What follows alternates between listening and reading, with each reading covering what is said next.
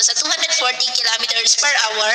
Base po yan sa datos ng Joint Typhoon Warning Center. At sa susunod po na mga oras, between 1 to 2 hours ay nagbabanta na yan na mag-landfall sa northeastern part ng Cagayan, lalo na po dyan sa may Santa Ana at Gonzaga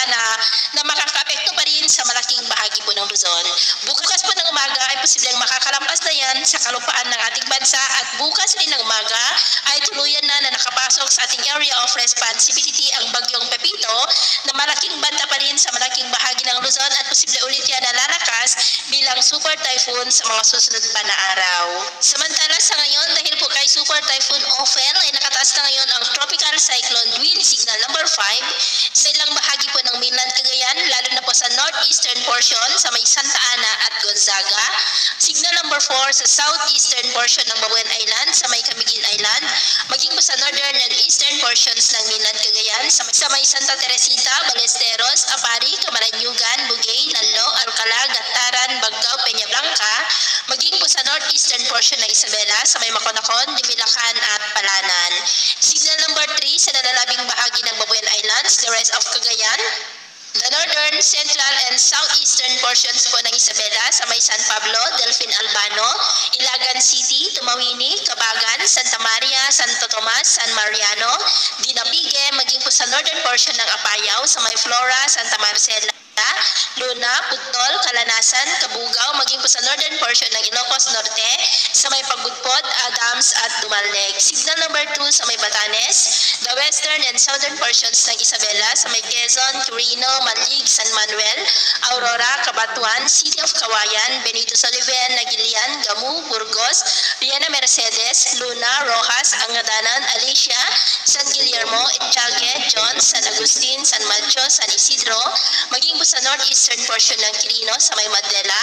the rest of Apayao, Kalinga, northern eastern portion po ng Abra sa may Tineg, Lakub, Malibkong, Lagayan, San Juan, Langangilang, Likwan Baay,